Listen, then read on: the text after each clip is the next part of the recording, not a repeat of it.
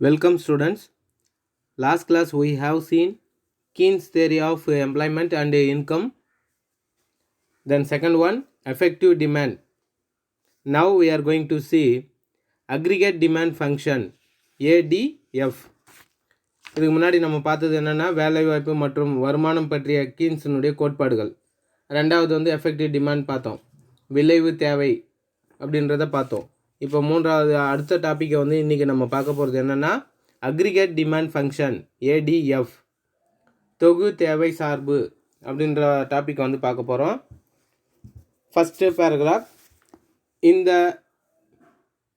கினிசேஷன் model output is determined mainly by aggregate demand. கீன்ஸினுடைய கோட்பாட்டின்படி ஒரு பொருளாதாரத்தின் தொகு தேவைதான் உற்பத்தியை வந்து நிர்ணயிக்கிறது அப்படின்னு சொல்லிட்டு கொடுத்துருக்காங்க.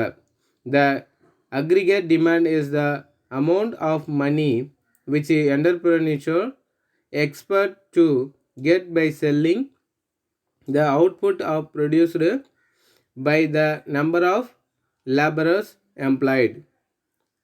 அதுக்கடுத்தபடி என்ன சொல்கிறாங்கன்னா, உழைப்பாளர்கள் பயன்படுத்திய உற்பத்தி செய்யப்பட்ட பொருட்களை விற்பதால் எவ்வளவு வருவாய் கிடைக்கும் என்று தொழில் முனைவோர்கள் வந்து எதிர்பார்க்கின்றார்களோ அதுவே ஒட்டுமொத்த தேவை அப்படின்னு சொல்லிட்டு குறிப்பிட்டிருக்காங்க. Therefore it is the expected income or revenue from the sale of output at a different level of employment. அதுக்கடுத்தபடியாக, அதாவது வேறுபட்ட வேலை நிலையில் உற்பத்தி செய்வதை விற்பனை செய்வதன் மூலம் கிடைக்கும் வருவாய் அல்லது எதிர்பார்க்கும் வருவாய் எனலாம். அதுக்கடுத்தபடியாக aggregate demand as the following 4 components. தொகு தேவை கீழ்காண வந்து 4 பகுதிகளை கொண்டது அப்படின்னு சொல்லிட்டு கொடுத்துருக்காங்க. ஃபஸ்ட்டு இருக்கிறது வந்து கன்சம்ஷன் டிமாண்ட் அப்படின்றாங்க, அதாவது நுகர்வு தேவை. ரெண்டாவது வந்து இன்வெஸ்ட்மெண்ட் டிமாண்ட், முதலீட்டு தேவை. மூன்றாவது வந்து கவர்மெண்ட் எக்ஸ்பெண்டிச்சர் அப்படின்றாங்க, அரசு செலவு.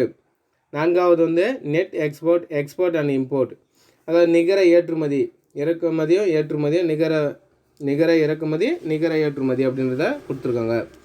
இதில் இப்போ அதுக்கு அடுத்தபடியாக பேராகிராஃபில் என்ன கொடுத்துருக்காங்கன்னா, the desired or plan demand spending bracket spending is the amount that household, firms, the governments and the foreign purchase would like to spend on domestic output. அதாவது விரும்புகின்ற அல்லது திட்டமிடுகிற தேவை செலவு, பிராக்கெட்டில் இருக்கிறது வந்து ஸ்பெண்டிங்கிறது செலவு என்பது குடும்பங்கள், ஹவுஸ் ஹோல்டுன்னா குடும்பங்கள்னு தெரியும் உங்களுக்கு ஆல்ரெடி, ஃபிம்ஸ்னால் நிறுவனங்கள், குடும்பங்கள், நிறுவனங்கள், அரசு மற்றும் வெளிநாட்டில் இருந்து வாங்குவோர், ஏற்றுமதி மற்றும் இறக்குமதிக்கு இடையே உள்ள வித்தியாசம் அப்படின்னு குறிப்பிட்டிருக்காங்க. Then next, in other words demand in the economy is the sum total of the desired private consumption expenditure, desired the investment expenditure, desired the government spending and desired net export different between export and imports. Those the desired spending is called aggregate spending demand and can be expressed as, அதாவது ஏற்றுமதி மற்றும் இறக்குமதி இடையே உள்ள வித்தியாசம் ஆகிய உள்நாட்டின் உற்பத்தி செய்யப்பட்ட பொருட்களை வாங்குவதும் விற்கின்ற செலவு தொகையாகும் அப்படின்றாங்க. விரும்புகின்ற செலவு என்பது மொத்த செலவு தேவை என்று அழைக்கப்படுகிறது. இதனை கீழ்கண்ட வாய்ப்பாட்டின் மூலம் வந்து குறிப்பிடலாம் அப்படின்னு சொல்லிட்டு சொல்லியிருக்காங்க. அதில் வந்து ஃபஸ்ட்டு வந்து என்னென்னா, AD is equal to C plus I plus G plus bracket X minus M. அதாவது இதில் வந்து ஏடினா என்ன சொன்னால் அக்ரிகேட் டிமாண்ட் அப்படின்னு சொல்லியிருக்கோம். சின்னா என்ன சொன்னால் கன்சம்ஷன், ஐன்னா என்ன சொன்னால் முதலீடு இன்வெஸ்ட்மெண்ட்டு, ஜின்னா என்னென்னா கவர்மெண்ட் எக்ஸ்பெண்டிச்சர், எக்ஸ் மைனஸ் எம்ன்றது என்னென்னா இறக்குமதி மற்றும் ஏற்றுமதி அப்படின்றது தான் இதில் குறிப்பிட்டிருக்காங்க. Look at the diagram. இந்த டயக்ராமில் வந்து என்ன கொடுத்துருக்காங்கன்னா, ஒய்ன்றது வந்து என்னென்னா அக்ரிகேட் டிமாண்ட், மொத்த தேவை அப்படின்னு சொல்லிட்டு தொகு தேவை, தொகு தேவை. இதில் எக்ஸ்ன்றது என்ன கொடுத்துருக்காங்கனாக்கா எம்ப்ளாய்மெண்ட்டுன்னு கொடுத்துருக்காங்க, வேலை வாய்ப்பு. அப்போது ஆர்ச்சி மாதிரி அந்த ரெட் கலரில் வளைஞ்சிருக்கிறது என்னன்றது தான் அதில் வந்து என்னென்னா ஏடி அப்படின்றாங்க, aggregate demand. Are you understand? இந்த பிக்சரில் இருக்கிறத வந்து எக்ஸ்ப்ளனேஷன் கொடுத்துருக்காங்க. ஃபஸ்ட்டு வந்து figure 3.1 explains that aggregate demand price increases or the increases with an increases or decreases in the volume of employment. வேலைவாய்ப்பு அதிகரித்தல் மற்றும் குறைத்தல் ஆகியவற்றுக்கு ஏற்ப மொத்த தேவை கூடும் அல்லது குறையும் அப்படின்னு சொல்லிட்டு என்ன பண்ணியிருக்காங்கன்னா குறிப்பிட்டிருக்காங்க. Aggregate demand curves increase at an increasing rate in the beginning and then increase at the increasing rate. அதுக்கு அடுத்தபடியாக என்ன சொல்கிறாங்கன்னா கூடும் குறையும் அப்படின்னு சொல்லிட்டு இதில் கொடுத்துருக்காங்க. வரைபடத்தில் முதலில் மொத்த தேவை வளைகோடு அதிகரிக்கும் விகிதத்தில் அதிகரிக்கின்றது அப்படின்றாங்க. பின்பு வந்து வளைகோடு குறையும் விகிதத்தில் அதிகரிக்கிறது. அதாவது வேலை வாய்ப்பு அதிகரித்தால் வருமானம் அதிகரிக்கும் அப்படின்னு சொல்லிட்டு சொல்லியிருக்காங்க. என்ன கொடுத்துருக்காங்கனாக்கா aggregate demand curves the increase at and the increasing rate in the beginning and then increase in the decreasing rate. அதுக்கப்புறம் வந்து this show that as the increase in income increases owing to increases in the employment expenditure of the economy increases at a decreasing rate. ஆனால் இதில் வந்து வருமானம் அதிகரித்த விகிதத்தில் பொருளாதார செலவு அதிகரிக்கும் இல்லை, மாறாக வந்து குறைந்த விகிதத்தில் வந்து அதிகரிக்கப்படுகிறது என்பதை வந்து இந்த வரைபடத்தின் மூலம் விளக்குகிறது அப்படின்னு சொல்லிட்டு குறிப்பிட்டிருக்காங்க. Then next topic aggregate supply function, அதாவது தொகு அளிப்பு சார்பு. அக்ரிகேட் சப்ளை ஃபங்க்ஷன்னா ஏஎஸ்எஃப், இதனுடைய full form aggregate supply function, தொகு அளிப்பு சார்பு அப்படின்ற ஒரு டாபிக் கொடுத்துருக்காங்க. அதில் ஃபஸ்ட்டு பேராகிராஃபில் aggregate supply function is an increasing function of the level of employment. தொகு அளிப்பு சார்பு என்பது அதிகரிக்கும் வேலைவாய்ப்பை குறிக்கின்றது அப்படின்னு சொல்லிட்டு கொடுத்துருக்காங்க. Then second one, aggregate supply refers to the value of total output of goods and service produced in an economy is a year. In other words, aggregate supply is equal to the value of national product, national income. அதுக்கப்புறம் வந்து என்ன கொடுத்துருக்காங்கனாக்கா ஒரு நாட்டில் ஓர் ஆண்டில் உற்பத்தி செய்யப்பட்ட பண்டங்கள் மற்றும் பணிகளின் தொகு மதிப்பே தொகு அளிப்பு எனப்படும். It is very important question and answer, so study well students. ASF aggregate supply function. அடுத்தபடியாக என்ன கொடுத்துருவோன்னா எனவே தொகு அளிப்பு என்பது தேசிய உற்பத்தியின் மதிப்பு அல்லது தேசிய வருமானத்திற்கு சமமாக இருக்கும் அப்படின்னு சொல்லிட்டு சொல்லியிருக்காங்க. ஈக்குவலாக வந்து இருக்கும் அப்படின்றத கொடுத்துருக்கு. Then next paragraph, in other words the aggregate supply refers to the required amount of laborers and materials to produce the necessary output. அதுக்கு அடுத்தபடி என்னன்றாங்கன்னா தொகு அளிப்பு என்பது தேவை உற்பத்தியை நாட்டில் அதிகரிக்கும் பயன்படுத்தப்படும் தேவையான உழைப்பாளர்கள் எண்ணிக்கை மற்றும் பிற பொருட்கள் பயன்படுத்துவதை குறிக்கும் அப்படின்னு சொல்லிட்டு கொடுத்துருக்காங்க. அதுக்கப்புறம் employees hair laborers and purchases various output and raw materials to produce goods. அதுக்கு அடுத்தபடி என்ன பண்ணுறாங்கன்னா உற்பத்திக்காக முதலாளிகள் உழைப்பாளர்கள் இடு பொருட்கள் போன்ற பலவற்றை வந்து விலை கொடுத்து விலைக்கு அமர்த்துவார்கள் அப்படி சொல்லிட்டு குறிப்பிட்டிருக்காங்க. If revenue from the scale of output produced exceeds the cost of production at a given level of employment and output, the expenditure would be encouraged to employ more labor and other outputs to produce more. ஆகவே உற்பத்தியில் செலவு அடங்கும். ஒரு குறிப்பிட்ட இடத்தில் நிறுவனத்தின் உற்பத்தி செலவை விட சரக்குகளை விற்பதால் கிடைக்கும் வருவாய் அதிகமாக இருந்தால் நிறுவனங்கள் மேலும் அதிகமான உழைப்பாளர்களை மற்ற இடுபொருள்களையும் வாங்குவதற்கு முனைவோர்கள் அப்படின்னு சொல்லிட்டு இந்த பேராகிராஃபில் கொடுத்துருக்காங்க. Then next paragraph, aggregate supply price is the total amount of money that all expenditure in an economy expect to receive from the sale of output produced by the given number of laborers employed. தொகு அளிப்பு வேலை என்பது ஒரு குறிப்பிட்ட அளவு உழைப்பாளர்களையும் இடுபொருள்களையும் பயன்படுத்தி உற்பத்தி செய்யப்பட்ட பொருட்களை விற்ற பிறகு கிடைக்கும் அப்படி சொல்லிட்டு கொடுத்துருக்காங்க. அதுக்கப்புறம் the term price refers to the amount of money received from the scale of output, sale produced. Hence there are different aggregate price for different level of employment. அதுக்கப்புறம் என்ன சொல்கிறாங்கனாக்கா, எதிர்பார்க்கப்படும் வருமானம் மொத்த தொகை ஆகும். இங்கு விலை என்பது விற்பனையால் கிடைத்த வருவாயை குறிப்பிடப்படுகிறது அப்படி சொல்லிட்டு கொடுத்துருக்காங்க. Then next, the components of aggregate supply are, அதாவது தொகு அளிப்பின் கூறுகள் என்ன மாதிரியான கூறுகள்லாம் கொடுத்துருக்காங்க. ஃபஸ்ட்டு என்ன கொடுத்துருக்காங்கனாக்கா, அக்ரிகேட் டிசைன் கன்சம்ஷன் எக்ஸ்பெண்டிச்சர், மொத்த நுகர்வு செலவு என்னன்னாக்கா சி அப்படின்னு சொல்கிறாங்க. கன்சம்ஷன்னா என்னென்னா சின்னு நம்ம ஆல்ரெடி பார்த்துட்டோம். ரெண்டாவது aggregate desire the private savings, எஸ்ன்றது என்னென்னா தனியாருடைய சேமிப்பு, மொத்த தனியாருடைய சேமிப்பு அப்படின்றாங்க. அதுக்கடுத்தபடியாக net tax and payment, T tax payment to be received by the government minus the transfer payments, subsidy and interest payments to be incurred by the government.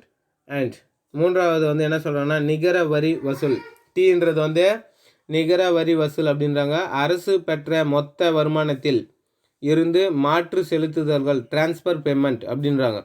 ஓய்வூதியம், மானியம், அரசு செலுத்த வேண்டிய வட்டி ஆகியவற்றுக்கு கழித்த பிறகு கிடைக்கும் தொகையாகும் அப்படின்னு சொல்லிட்டு குறிப்பிட்டிருக்காங்க. நான்காவது personal desired the transfer payment to the foreigner RF e g and donations to international relief efforts.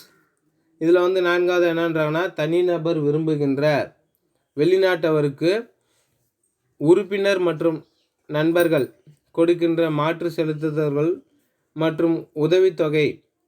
இது ஆர்ன்றது ஆர்எஃப் அப்படின்றது என்னென்னா வெளிநாட்டிற்கு வழங்கிய நிவாரணத் தொகை என குறிப்பிடப்படுகிறது அப்படின்றத இந்த 4 பாயிண்டில் குறிப்பிட்டிருக்காங்க. அதுக்கப்புறம் லுக் அட் த பாக்ஸ், இந்த பாக்ஸில் இருக்கிறத பார்ப்போம்.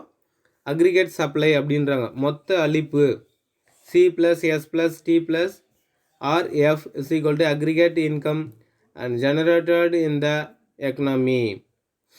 அதாவது அக்ரிகேட் சப்ளை மொத்த அளிப்பு, சின்றது என்ன சொன்னோம் ஆல்ரெடி கன்சம்ஷன் சொல்லியிருக்கோம். எஸ்ன்றது என்னென்னா ப்ரைவேட்னுடைய சேவிங்ஸ் அப்படின்னு சொல்லியிருக்கோம். டீன்றது என்னன்னாக்கா டோட்டல் டேக்ஸ் அப்படின்றத பார்த்துருக்கோம். அப்போ ஆர்எக்ஸ்ன்றது என்னென்னு கொடுத்துருக்காங்க, பர்சனல் டிசைர் த ஆர்எக்ஸ்ன்றது foreigner payment, donation the international relief efforts அப்படின்னு சொல்லிட்டு குறிப்பிட்டிருக்காங்க. Then next following figure 3.2 show the shape of the 2 aggregate supply curves drawn for the assumption of fixed money wages and variable wages. அதாவது இதில் கீழ்கண்ட வரைபடத்தில் தொகுப்பளிப்பு கொண்ட தொகுப்பு அளிப்பை கோட்டை விளக்குகிறது, தொகுப்பு அளிப்பினுடைய கோட்டை விளக்குகிறது. வரைபடத்தில் நிலையான பணக்கூலி மற்றும் மாறும் கூலி நிலவும் என்ற எடுகோள்களை அடிப்படையாக கொண்டு 2 அளிப்பு கோடுகள் வரையப்பட்டுள்ளன அப்படின்னு சொல்லிட்டு கொடுத்துருக்காங்க.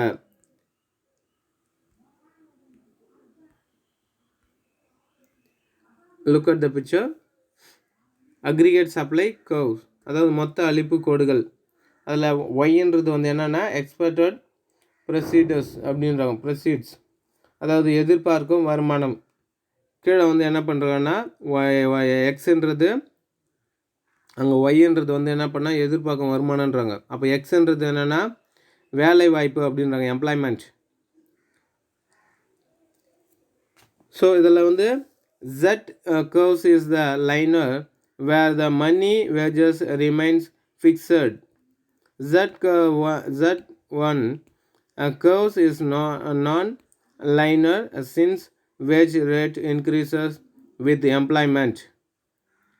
அதாவது வரைபடத்தில் வந்து வேலை வாய்ப்புக்கும் எதிர்பார்க்கும் வருமானத்திற்கும் உள்ள தொடர்பை விளக்குகிறது தான் பூஜ்ஜியத்திலிருந்து ஜீரோ வந்து பூஜ்ஜியத்திலிருந்து என்ன பண்ணியிருக்காங்கனாக்கா அதில் ஆரம்பிக்கப்பட்ட Z நேர்கோடு என்பது பணக்கூலி மாறாமல் இருக்கும்போது உள்ள நிலையையும் வந்து மற்றொன்று Z1 வேலைவாய்ப்பை பொறுத்து பணக்கூலி மாறும்போது உள்ள நிலையையும் வந்து விளக்குகின்றது அப்படின்னு சொல்லிட்டு கொடுத்துருக்காங்க. அதுக்கப்புறம் வந்து Z லைன்,